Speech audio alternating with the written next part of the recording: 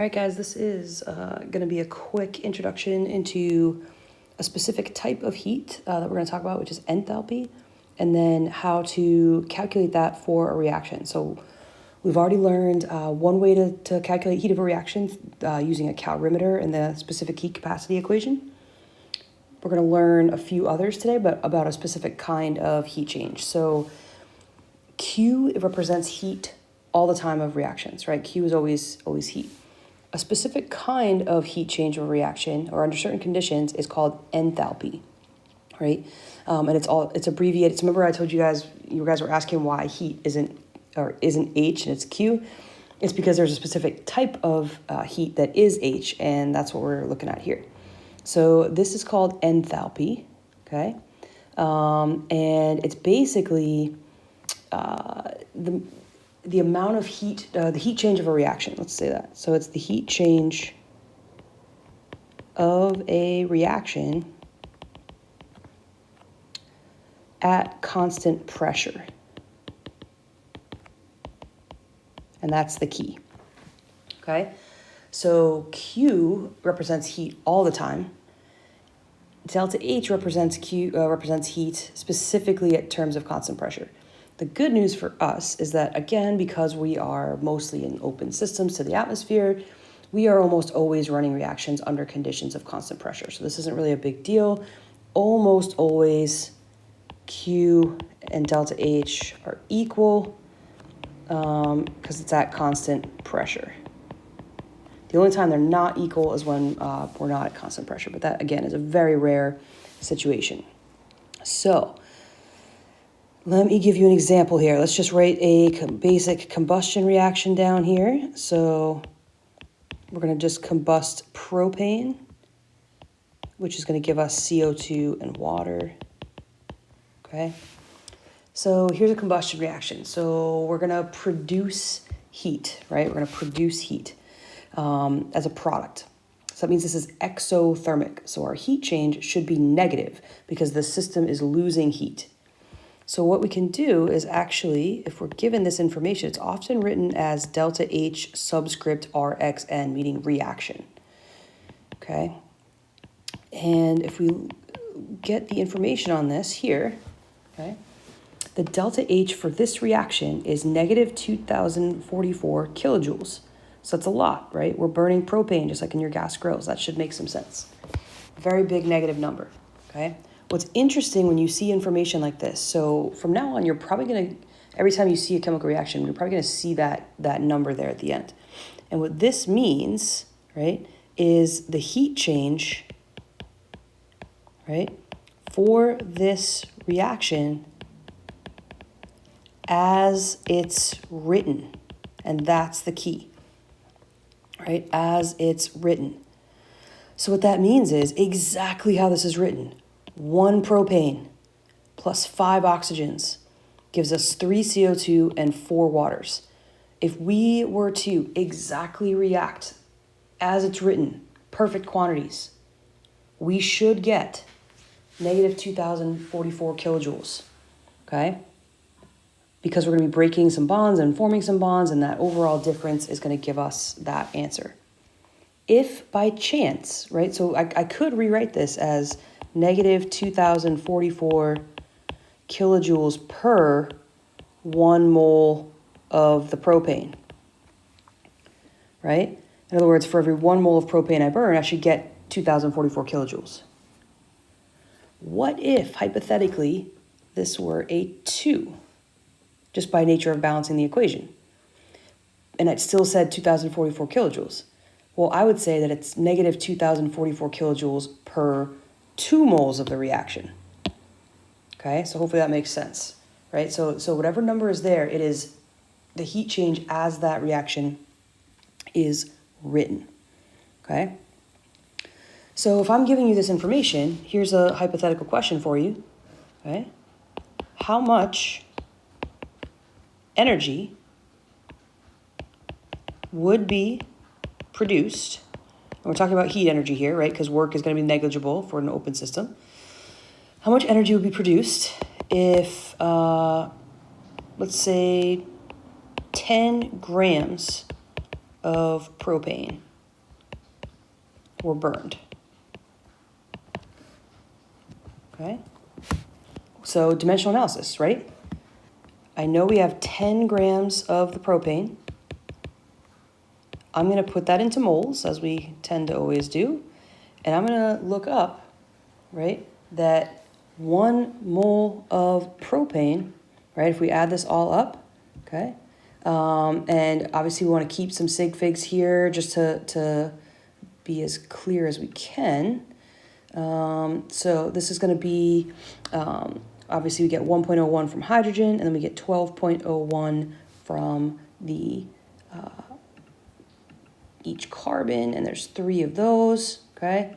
So that's going to give us, I just punched in so we get exact sig figs here, 44.11 grams of propane. Okay? So the question was how much energy? Well, I know because I was given that we get 44 kilojoules per 1 mole of the propane burned. Right? So if we do this, right, and we multiply this out, obviously you're going to put the sign here because it's how much energy would be produced. So you could either say, you know, the answer, this energy is produced, or you could just put a negative sign there, which actually means the same thing, okay? So what we're going to do is do this math out. So we're going to do 10 divided by 44.11 and times 2044. And we're going to get 463.4 kilojoules. Actually, we should keep 3 sig figs, so we'll go 463 kilojoules. So I'm either going to say negative, right, to represent that it was lost, or I'm going to say 463 kilojoules produced or lost or given off or whatever word you want to use there, okay? So that just gives you a sense of how we can use these numbers to help us out, right? So you can use this delta H as a stoichiometry, unit converter between energy and mass or energy and moles and stuff like that, okay? So that's another way we can use delta H, okay? The last thing we want to look at today, okay, is it's called standard enthalpies of reaction, otherwise heats of formation. This is something you're going to want to take a look at in your textbook as well, okay? And there is a table in there that you're going to want to refer to as well. So after this, I'm going to show you where that is, okay? Remember that delta H is the change in enthalpy for a reaction, right? The difference of enthalpy between products and reactants, okay? We want to know the change in enthalpy, not the overall values themselves necessarily, right? This is that concept of a state function again, where we don't really care how we get there, we just care what the ultimate difference is, okay? So what we can do is look up delta H values. See this little circle up here? This means standard conditions. We've seen that one time before, way back in the gas law equations. So standard conditions in thermodynamics, okay, is a little bit trickier because in gas laws, if you remember, it was 1 atmosphere of pressure and then 0 degrees Celsius, okay? Standard conditions for thermodynamics is still 1 atm, but it's room temperature, so it's 25 degrees Celsius, okay?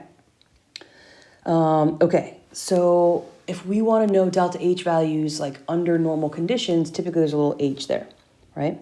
There's a specific kind of this delta H circle, which is delta H sub F. So we had delta H sub Rxn, which is delta H of the reaction.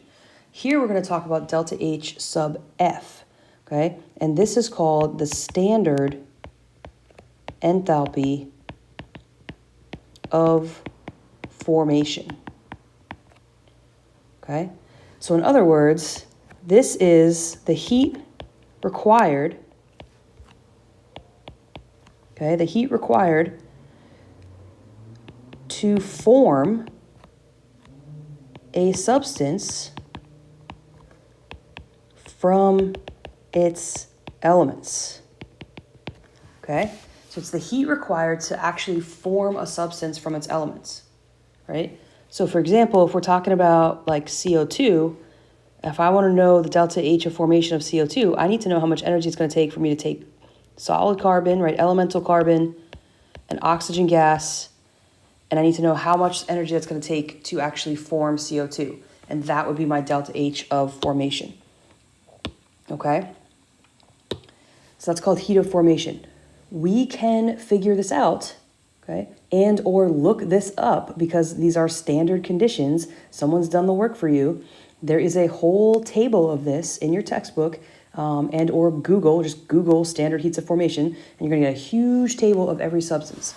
One thing that you're going to see is that for a pure element in its standard state, delta H formation is 0, right? Which should make sense because if this is the energy it takes something to form from its elements, well, if it's an element, then it takes no energy to form it from its elements. The one little tricky part here is that this is, it includes the Brinkelhoffs, right? So, for example, the delta H of formation of O2 is still 0. Because that is oxygen in its elemental form, okay? Okay, so how do we figure this out? Well, we need to look at a table, okay? So if you do this, right, and we say, let's see, I'm gonna give you an equation here.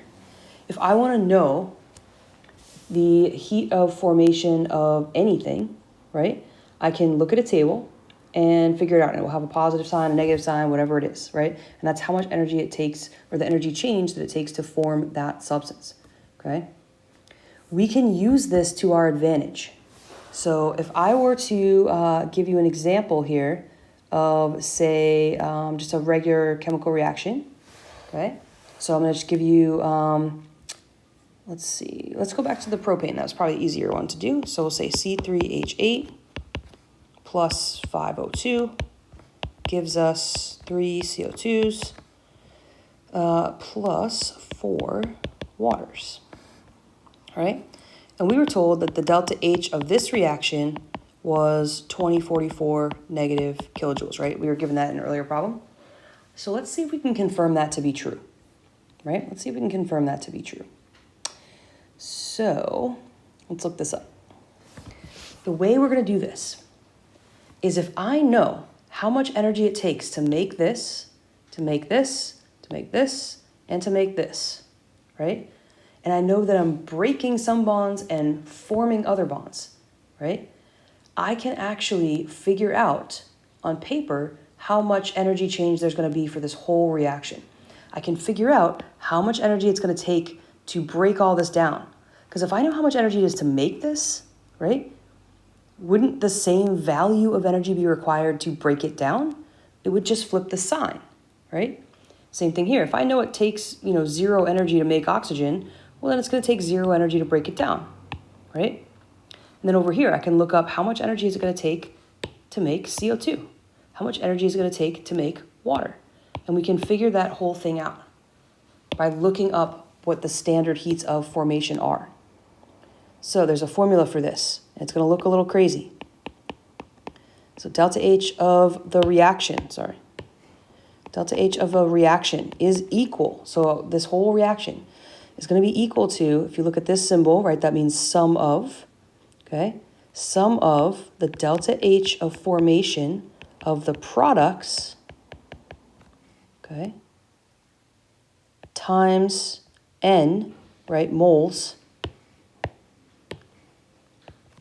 minus the sum of the heats of formation of the reactants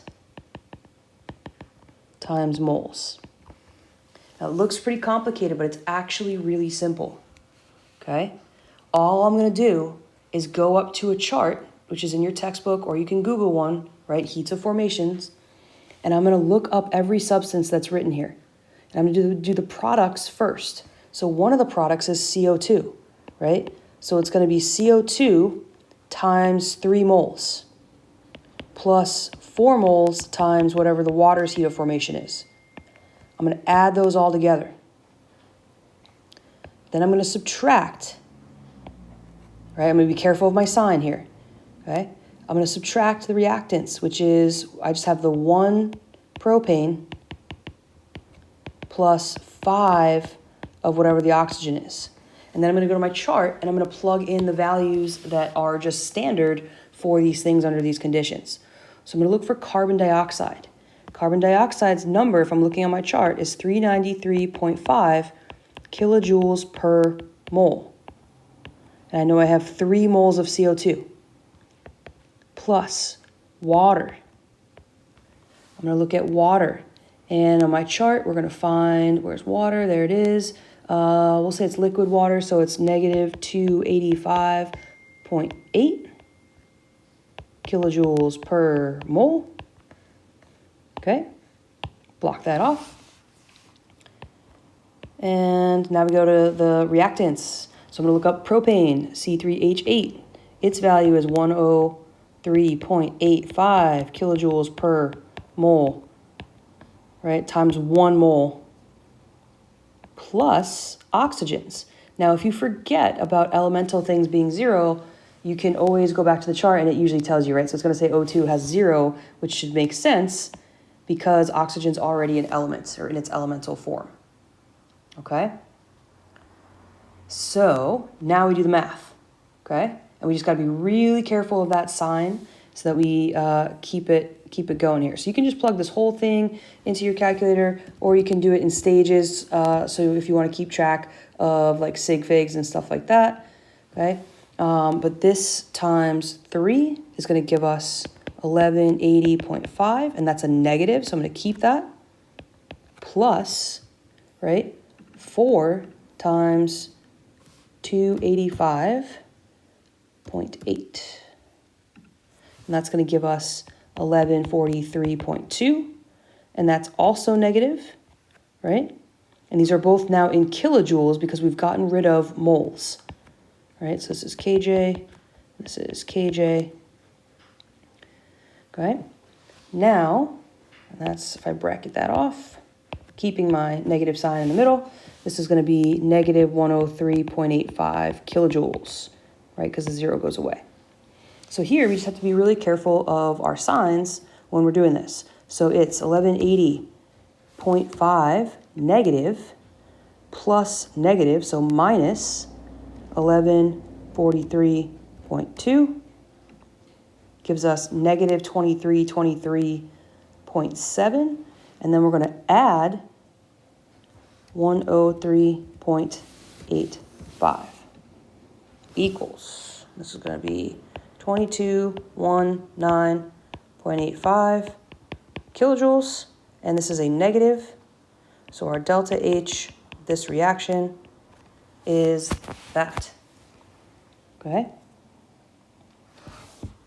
Circle that, right? Oh, I should probably keep this here because it is under standard conditions, right? So that is the heat output of propane. So if we come up here, right, and we look at what we were given in that problem before, it's a little bit off from what we were given there. Now, this could be for a couple of reasons, okay?